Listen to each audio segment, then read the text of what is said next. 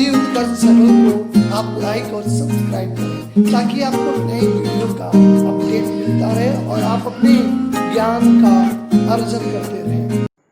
प्रिय विद्यार्थियों, आज हम सभी स्पीति में बारिश के प्रश्न उत्तरों पे चर्चा करेंगे। आइए, तो प्रश्न संख्या 1 पाठ्य पुस्तक से हल जो प्रश्न है, पहला प्रश्न है, इतिहास में स्पीति का वर्णन क्यों नहीं मिलता। इस प्रश्न की विवेचना करने से पूर्व हम सभी आपको बता दें, इतिहास इति धन हास शब्द से बना। इति मतलब जो बीत चुका, हास मतलब घटनाएं। क्यों यहाँ पे नहीं मिलता? क्योंकि इतिहास उसी जगह का मिलता है जहाँ पे लोग रहते हैं। स्पीति की स्थितियाँ बड़ी कठिन है, इसलिए यहाँ पे ऐसा नहीं मिला होगा, इतिहास नहीं मिला है। स्पीति हिमाचल की पहाड़ियों का एक ऐसा दुर्गम स्थल है जहाँ पे सामान्य लोगों के बस में नहीं है। कोई सामान्य व्यक्ति चाहे तो भी वहाँ पहुँच नहीं पाता है।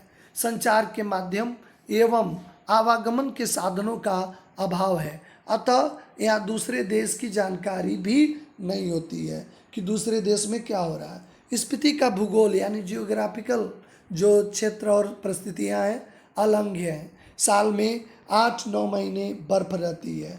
8-9 महीने यहाँ पे बर्फ केवल दिखाई देती है।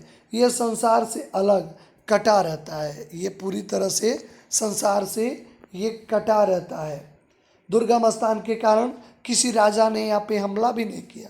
हमला भी करे तो उसे प्रजा को अपने ही खिलाना पड़ेगा, क्योंकि यहाँ पे लोगों के पास धन संपदा भी नहीं है, जिसका सिर्फ राज्यों के साथ जुड़े रहने पे ही आता है।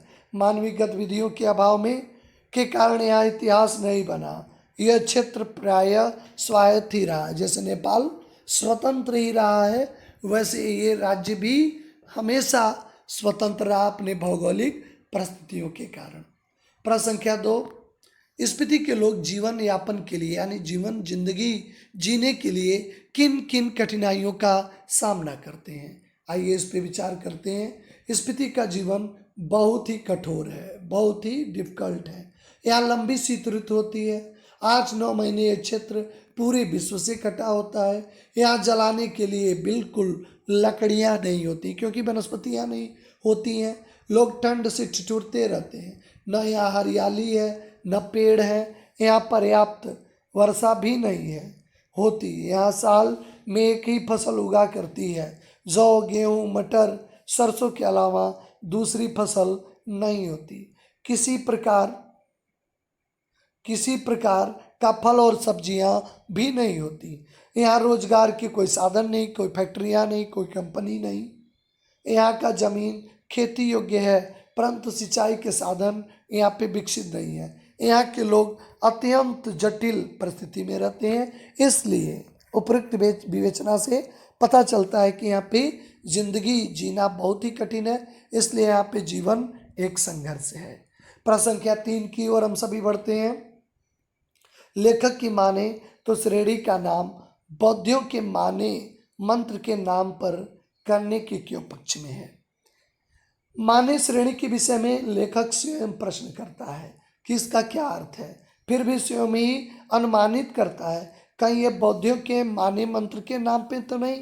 बौद्धियों का माने मंत्र है ओम मणि पदेम हुम, इसका बीज मंत्र है। लेखक इन बौद्धियों का बीज मंत्र और संक्षेप में माने कहकर पाठक के समक्ष तथ्य रखता है। इस श्रेणी में माने मंत्र का बहुत अधिक जाप हुआ है, उसे ध्यान में रखते हुए इस श्रेणी का नाम ही दे डालना चाहिए। यानी यहाँ पे लेखक कहता है किसी मंत्र के आधार पे इन श्रेणियों का भी नाम दे देना चाहिए। प्रश्न संख्या 4, ये माने की चोटियाँ बूढ़े लामाओं की जाप से, जो बौद्ध गुरु होते हैं उन्हें लामा कहते हैं। आपको बता दें, यहाँ पे प्रश्न चौथा है, ये माने की चोटियाँ बूढ़े लामाओं के जाप से उदास हो गई हैं। इस पंक्तियों के माध्यम से युवा वर्ग से क्या आग्रह किया गया है। उत्तर इसका इस प्रकार है। लेखक ने बताया है, यहाँ पे लेखक ने बताया है कि माने पर्वत श्रेणियाँ बूढ़े लामाओं के जाप से उदास हो गई हैं। उनके जाप से यहाँ का वातावरण बोझिल और नीरस हो गया है। लेखक पहाड़ों और मैदानों से युवक और युवतियों को बुलाना चाहता है ताकि वे यहाँ आकर क्रीड़ा कौतुक करें, प्रेम के खेल खेलें, जिससे यहाँ के वातावरण में ताजगी व उत्साह का संचार हो। चोटियों पे चढ़ने से जीवन में अंगड़ाई लेने लगेगा। युवाओं के अट्ठास से यहाँ की चोटियों पे अंतर्नाद पिघलेगा। यहाँ अगर युवा की भीड़ होगी, पर्यटन को बुलावा होगा, भीड़ भाड़ होगी, तो शायद यहाँ की कठिन परिस्थितियां भी सरल हो जाए। पांचवा प्रश्न इस प्रकार है, यहाँ वर्षा एक घटना है, एक सुखद संजोग है। लेखक ऐसा क्यों कहा? क्योंकि वर्षा यहाँ पे होती नहीं है, स्पीति में बारिश होती नहीं है, वहाँ के लोगों के लिए आनंददायक स्थितियाँ से अनभिज्ञ है। अगर कोई चीज़ यहाँ पे नहीं होती है हमारे वातावरण में, अगर अचानक परिवर्तन होता है तो हमारे लिए कौतूहल का विषय होता है। ठीक उसी प्रकार स्पीति में भी होता है। यहाँ वर्षा ऋतु से मन की साध पूरी नहीं होती। जैसे उत्तर भारत के में वर्षा होती है तो लोग तमाम वर्षा ऋतु पे कविता है, तमाम गीत भी हैं, लेकिन वहाँ पे लोग कैसे इसकी रचना कर पाएँ? यहाँ की धरती सूखी, ठंडी और बंध्या रहती है। स्पीति में केवल साल में एक फसल होती है। सिंचाई का साधन पहाड़ से आ रहे नाले हैं। उपजाऊ और खेती योग्य धरती का यहाँ अभाव है। जब यहाँ पे बारिश ही नहीं होती है तो उपजाऊ खेती की कल्पना कैसे कर सकते हैं? यहाँ वर्षा लोगों के लिए एक घटना है, एक संजोग है, एक सुखद आनंद है, इसलिए लेखक ने इसे सुखद संजोग माना है। स्पीति की यात्रा के दौरान यहाँ की वर्षा देखने का सौभाग्य लेखक को मिला। स्थानीय लोग भी लेखक के कारण वर्षा जो हुई, इसलिए लेखक की यात्रा को शुभ कहा, क्योंकि कई वर्षों बाद हुआ और लेखक चूँकि देखने का सौभाग्य मिला और वहाँ के स्थानीय लोग उसे अच्छा शुभ संकेत मानते हैं। अन्य स्पीति अन्य पर्वतीय स्थलों से किस प्रकार भिन्न है? यानी दूसरे पर्वतों से स्पीति किस प्रकार भिन्न है, क्या स्थितियाँ हैं? देखिए, बहुत प्रकार से भिन्न है। जैसे स्पीति की पहाड़ों की ऊंचाई 13,000 से 21,000 फीट है। ये अत्यंत दुर्गम है। यहाँ के दर्रे बहुत ऊंचे और दुर्गम हैं। यहाँ साल में 8-9 महीने बर्फ जमी रहती हैं, रास्ते बंद रहते हैं। यहाँ वर्षा नहीं होती, पेड़ और हरियाली का नामो निशान नहीं है। यहाँ फल होता है, उसे अगर जो है एकाध फल जो है होता ही नहीं है। सिर्फ 2 ही ऋतुएं होती हैं, बसंत ऋतु और शीत ऋतु। यहाँ परिवहन व संचार का कोई साधन नहीं है। यहाँ आबादी बेहद कम है, प्रति वर्ग किलोमीटर 4 लोग रहते हैं। यहाँ पर्यटक नहीं आते। यहाँ का वातावरण उदास रहता है। आइए कुछ पाठ के आसपास के प्रश्न हैं जिन्हें समझने का प्रयास हम सभी करते हैं। लोग और मैदानी भागों के रहने वाले लोगों के जीवन की तुलना कीजिए। किनका जीवन आपको ज़्यादा अच्छा लगता है और क्यों? स्पीति के लोगों का जीवन मैदानी भागों के निवासियों की तुलना में बेहद कठिन है। आपने देखा भी है चैप्टर के अध्ययन के दौरान भी कि कैसे प्रति वर्ग मील 4 ही लोग रहते हैं। मैदानी क्षेत्रों में जलवायु कठोर नहीं है। मैदानी भागों में 6 ऋतुएं होती हैं। स्पीति में सर्दी व वसंत केवल 2 ही ऋतु होती हैं। सर्दी में सब कुछ जम जाता है, वर्षा होती नहीं है कि ताकि वनस्पतियाँ हों।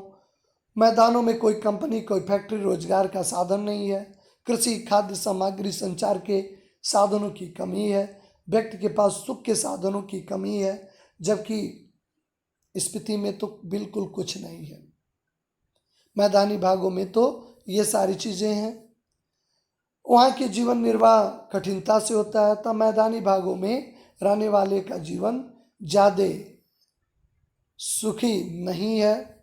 मैदानी भागों में रहने वाले का जीवन सुखी है, अच्छा है, जबकि स्पीति में रहने वाले का जीवन सुखी नहीं है। अन्य प्रश्न, बोधात्मक प्रश्नों की ओर हम सभी बढ़ते हैं। स्पीति में बारिश पाठ का प्रतिपाद्य लिखना है, यानी इसका क्या उद्देश्य है? यह पाठ एक यात्रा वृत्तांत है।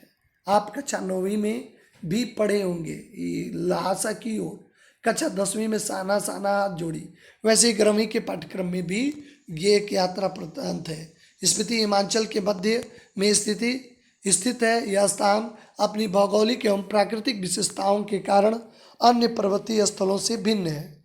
लेखक ने यहाँ की जनसंख्या, ऋतु, फसल, भूगोल का बृहद अध्ययन किया। आपने देखा होगा कि पूरे चैप्टर में यहाँ की कठिनाई का ही वर्णन है, एक दूसरे से संबंधित है। उन्होंने दुर्गम क्षेत्र में रहने वाले लोगों की कठिनाई भरे जीवन का भी वर्णन किया है। कुछ पर्यटकों का पहुंचना। लेखक बार बार यह आह्वान करता है युवक और युवतियों से, क्योंकि लोगों की भीड़ भाड़ होगी, परिस्थितियां हो सकती है बदल जाए। ठंडे रेगिस्तान जैसे स्थिति में लोगों का आना वहाँ बूंदों से भरा एक सुखद संजोग बन जा सकता है। यहाँ पे भी संभावनाएं विकसित हो सकती हैं। लोगों का आना यहाँ के लिए लाभकारी हो सकता है। इसलिए यहाँ पे बार बार लेखक अपील करता है कि यहाँ पे जमे जो बर्फ है उसके अहंकार को युवक और युवतियाँ पिघलाने का काम करें। प्रश्न संख्या 2 है यहाँ पे, शिव का ठास नहीं हिमकांत नाद है, स्पष्ट कीजिए। लेखक कहता है कि पहाड़ के शिखरों पे जो बर्फ जमी होती है उसे शिव की तेज हंसी का कारण माना जाता है, परंतु स्थिति में लागू नहीं होता है। यहाँ बर्फ कष्टों का प्रतीक है। जीवन में इतने अभाव हैं कि यहाँ पे दर्द के सिवा कुछ नहीं मिलता। यहाँ चीख पुकार और दर्द के रूप में बर्फ में जमा हो गया, जबकि कहा गया है कि बर्फ जो पहाड़ों पे बर्फ है वो शिव का अट्ठास है। लेकिन यहाँ पे ऐसा नहीं दिखाई देता, यहाँ का पहाड़ पे दर्द दिखाई देता है। स्पीति रेगुलेशन कब पास हुआ इसके बारे में बताएं। जिस रेगुलेशन में जम्मू कश्मीर को एक विशेष राज्य दिया गया था, वैसे यहाँ भी अंग्रेजों ने इस जगह को विशेष सुविधा दिया था। 1873 में यहाँ पे एक रेगुलेशन बनाया था। उस रेगुलेशन में लाहौल और स्पीति को विशेष दर्जा दिया गया। यहाँ ब्रिटिश भारत के अन्य कानून लागू नहीं होते थे। यहाँ स्थानीय प्रकाश जो शासन था वो नोनो, आप जानते हैं स्थानीय शासक था, उसे दिया गया था। नोनो माल गुजारी को इकट्ठा करता तथा फौजदारी के छोटे छोटे मुकदमे का फैसला करता। अधिक बड़े काम कमिश्नर को भेज देता था। चौथा प्रश्न इस प्रकार है, बाह्य आक्रमण से स्पीति के लोग अपनी सुरक्षा कैसे करते थे। बाह्य आक्रमण करते से स्पीति के लोग अप्रतिकार करके, यानी उसे लड़ना नहीं चाहते थे बल्कि उसे दूर होकर अप्रतिकार करते थे। चकमा का तना पकड़कर या एक दूसरे को पकड़कर आंख मीच कर बैठ जाते थे। जब आक्रमणकारी या संकट गुजर जाता था तब वो वापस आते हैं। लेखक वहाँ पे जाता तो देखता है पहाड़ों को फोड़ने के लिए डायनामाइट, चूँकि पहाड़ों में खनिज पदार्थ होते हैं, उसे निकालने के लिए डायनामाइट का प्रयोग होता है। तो उस डायनामाइट से विस्फोट होता है तो एक वनस्पति होती है चकमा, उसको लेकर बैठ जाते हैं। एक बार कहा गया कि एक शायद शासक जोरावर, वो भी पूरे स्पीति तक नहीं पहुंचा था, उसको भी जाने पे लोग अपने घरों को छोड़ दिया था। वो जो अब उसमें संसाधनों की वैसे ही कमी है, जो उसको उचित लगा होगा लूटपाट करके वापस कर दिया, लेकिन उससे लड़ने का दुस्साहस यहाँ के लोगों ने नहीं किया। हो सकता है उनका ये तरीका बेहतर हो। इस तरह आप हम सभी ने इस पाठ के एनसीईआरटी के प्रश्न पाठ के आसपास और बोधात्मक प्रश्नों का अध्ययन किया। आशा है कि आप सभी प्रकार के प्रश्न आपको समझ में आ गए होंगे। बिल्कुल सरल भाषा में है, आप अपनी भाषा में भी लिख सकते हैं। अगर सरल भाषा में आप प्रश्नों का जवाब देंगे तो निश्चित तौर पे आपका अच्छा मूल्यांकन किया जाएगा। फिर चलिए आप सबसे विदा लेते हैं। आप सभी का धन्यवाद। नेक्स्ट वीडियो में आपसे मुलाकात होती है।